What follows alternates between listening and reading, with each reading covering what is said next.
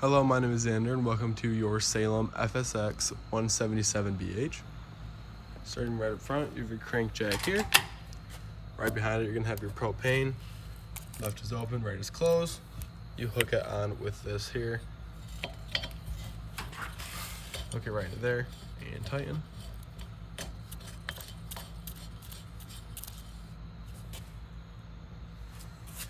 And then coming right behind it, you're gonna have your battery, which would sit right here. And then your battery disconnect. This little metal piece goes inside here.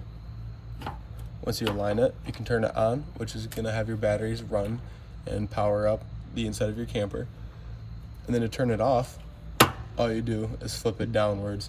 So when you do cut off the power, it cuts off all the power from the battery to the inside of the camper. Moving along, you have your storage in here.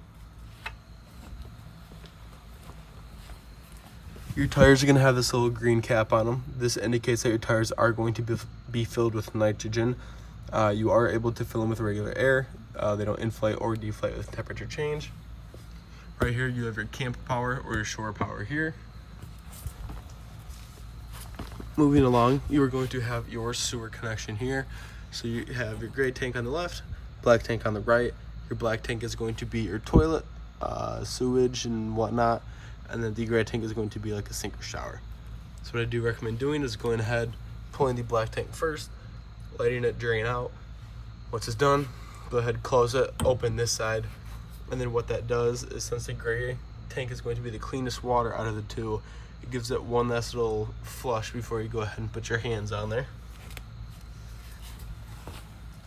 Cable satellite input there. Right behind here, you're going to have your city water connection. So the city water connection is when you get to a campground, you hook up that campground hose into here. So that will then start to push water through your lines and give you running water. Right here would be your outside shower. It's just a hot, cold side, and then your shower head along with the hoses connected to will be wrapped up right in there. This is backup camera ready. If you do decide to purchase a camera, it will get put in right there. Extra tire. Coming along this side, you're gonna have 110 outlet here. And right behind here, you're going to have your low point drains, hot and cold side right there, hot, cold. Water heater.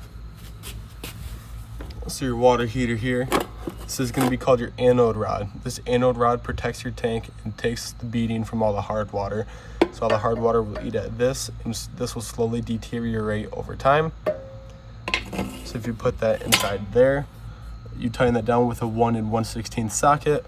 Once it's nice and tightened down, you can go ahead and turn on the hot side of the faucet inside.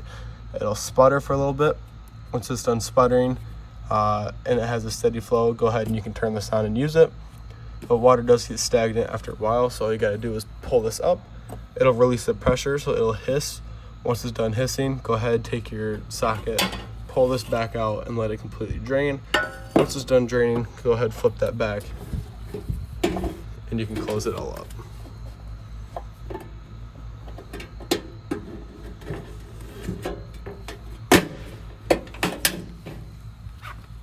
Moving over to your black tank flush. So like I said, the black tank is going to be your toilet water. So going along with that, your toilet water is obviously going to have toilet paper, so that can get stuck on the way out.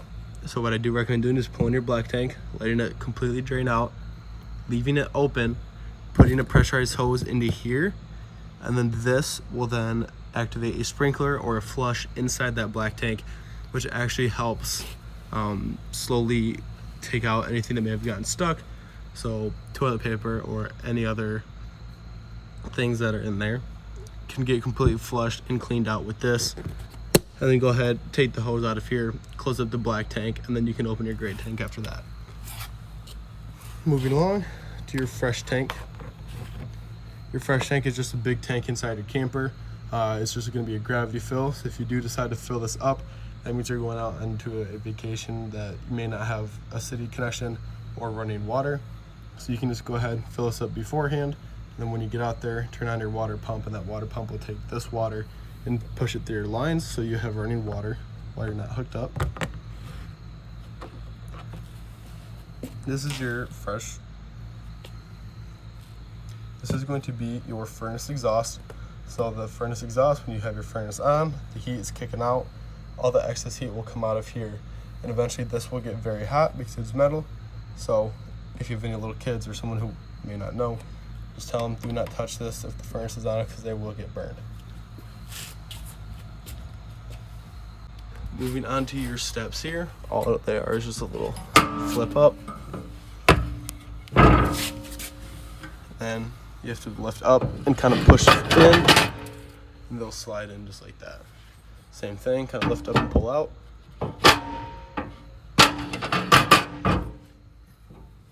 Flip that back, and then they're ready to use. For your awning, two things. One is when you extend it, make sure your door is open a little bit and not all the way open, because this will end up getting stopped by your door. And then there's a little black tab right on top there, so if this ever electrically goes out, you can manually override it and move it in or out. Last thing, if you do decide to get a solar panel, just make sure it lines up with that input there. Moving inside the camper, you're gonna have all of your readers: battery, fresh tank, black tank, and gray tank. You're gonna have your water pump, so that's for that fresh tank. When it's filled, you can go ahead and flip this and this will give you running water. Water heater, like I said, once the anode rod is in, you have a steady flow of water. You can go ahead and flip this on. You're gonna have your lights outside, which is the closest one, and then the outer one is gonna be your main lights here, which you can also toggle on and off by doing a little push button right in the middle. You can section them off how you'd like. For the awning, you press up and it'll extend. Obviously I can't get it fully out, but I'll show you what it would look like.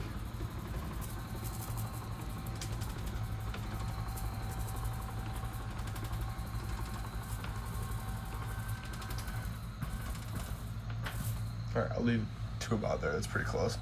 So what you're gonna wanna look for is the excess flap, so when you do get to a certain point, it'll kind of peel down and start hanging, and then you'll be able to see the black bar behind it.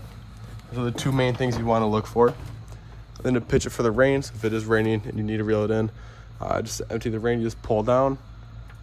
It'll roll off of one side, and you can go ahead, push it back up, and then reel it right back in.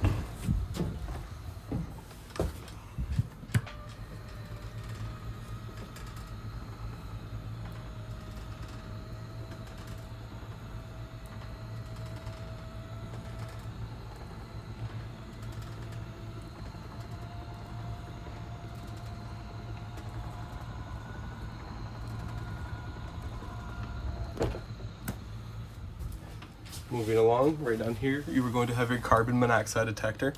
So this little green light indicates that it's on, and that's the downside, is that this is always going to be running, even if your battery disconnect is off.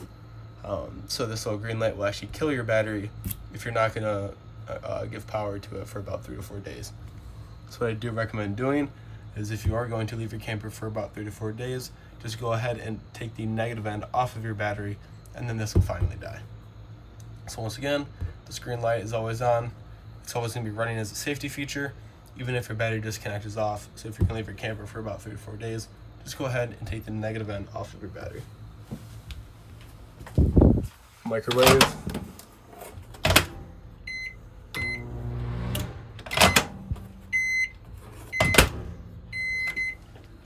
Lights.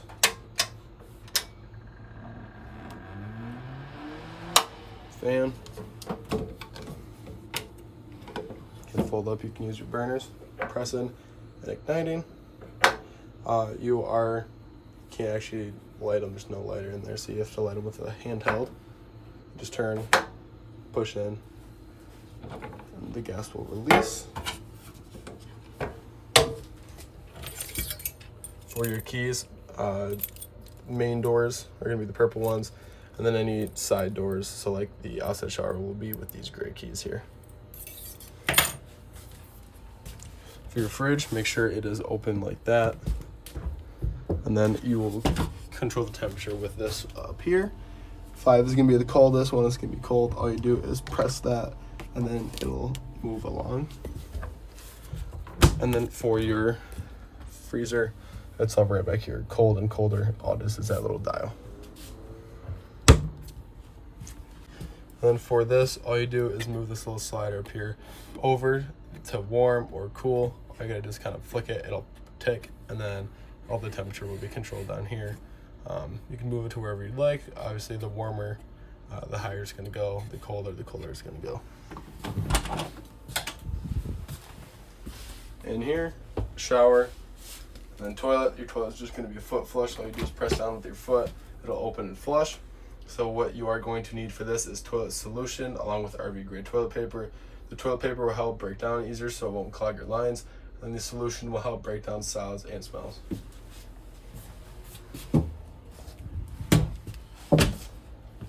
Right underneath this bottom bunk here, let me flip this light on. This is going to be your breakers and your fuses. Breakers, they're all gonna be labeled just like a house would be. And I do recommend bringing extra fuses just in case, but that's just a personal recommendation. That's completely up to you. You can pick them up at any AutoZone or auto parts store along the lines of that.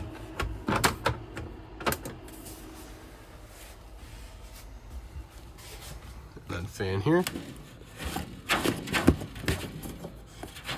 You open that up and then just press to turn on.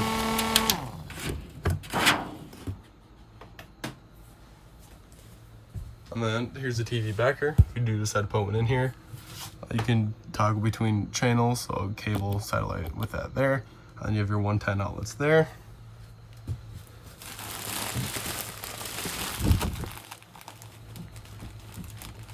You can grab underneath, you can lift up and access all the storage underneath there.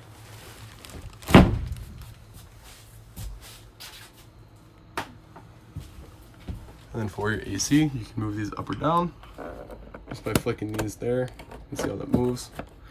And then you can turn the fan low, high, cool. You can just press up.